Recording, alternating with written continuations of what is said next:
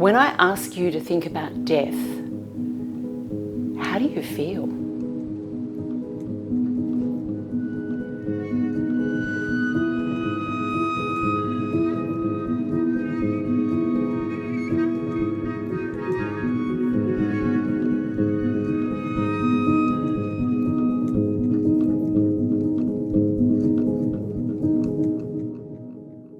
Unknown was the first thing I thought of. I'm very much a person that likes to know the answers to things. And when I don't know the answer to things, it kind of scares me. I think for me, it's inevitable. It's bound to happen. There's no need to be scared of it, so I just don't really have any worries or sadness about it.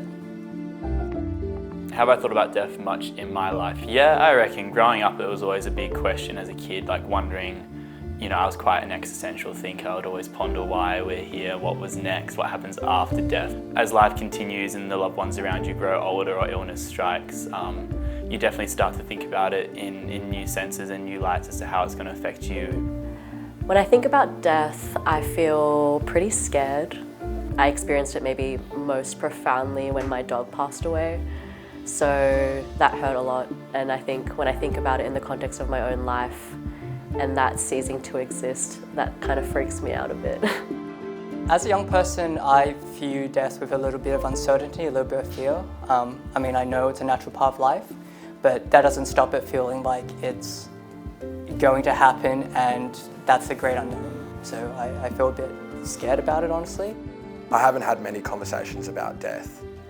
I kind of believed when I was younger that I would live forever, or there would be a medicine that would come out that would make me survive forever, and I just didn't come to terms with what's actually going to happen.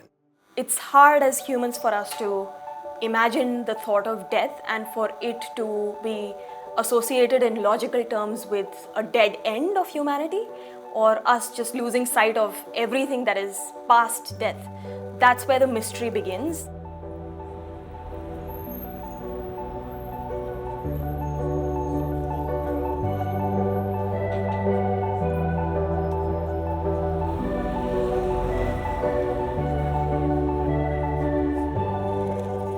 When I first heard about the Death Café, I was very curious straight away. I think it's an interesting concept and not one that I'd heard of before, so I guess that's what kind of reeled me in.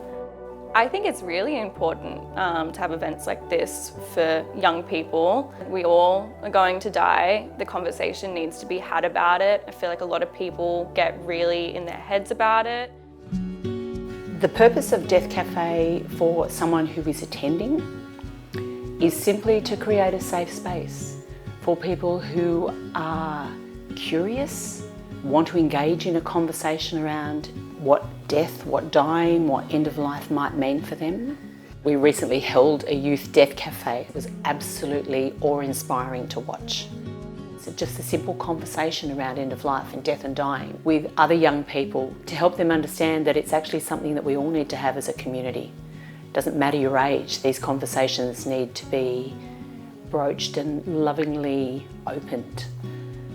To watch a room full of young people, all in small groups, thoroughly engaged with one another, asking questions of one another, sharing their own cultural experiences of what death was like for them in their families and in their communities. It was just amazing. As a participant, you have a unique opportunity to be in company of complete strangers and talk about something really intimate, sometimes vulnerable, but real. There's a connection that happens, but there's also self-discovery. During a normal Death Café, I'm not sure if there is a normal Death Café because every situation is different. But often the topics that are approached are about personal choices. And it could be that someone is caring for an elderly parent or individual in their life and they're trying to determine what choices that person wants to make. Or other people want to investigate what things they need to do, and it could be having a will, an advanced care directive, all of the really practical aspects of facing end of life. And often people want to talk about funerals, and it could be really good funerals, or it could be funerals that were done in a way that didn't actually nourish them and honour the person.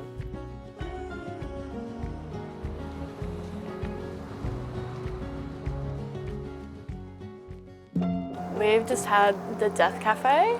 I feel like I have had a lot of time to reflect more about my feelings about death and open up a bit and share with complete strangers my experiences, which has been really, really nice. And also learning about other people's experiences, you know, and how they're kind of different to mine.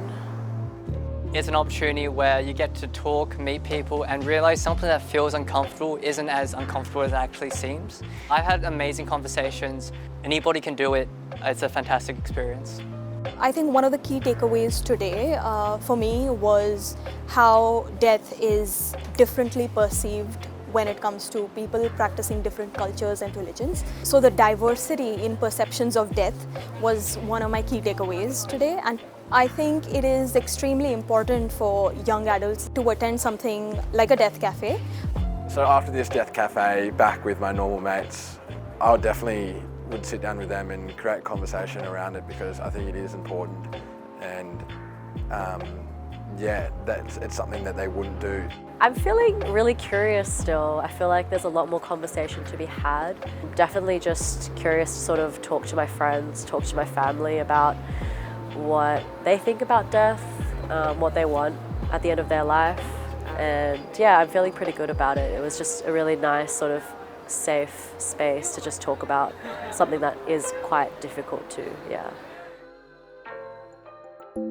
Each year on Dying to Know Day, there are more than 100 events held either in person, it might be online, it could be in homes, it might even be in workplaces all around Australia.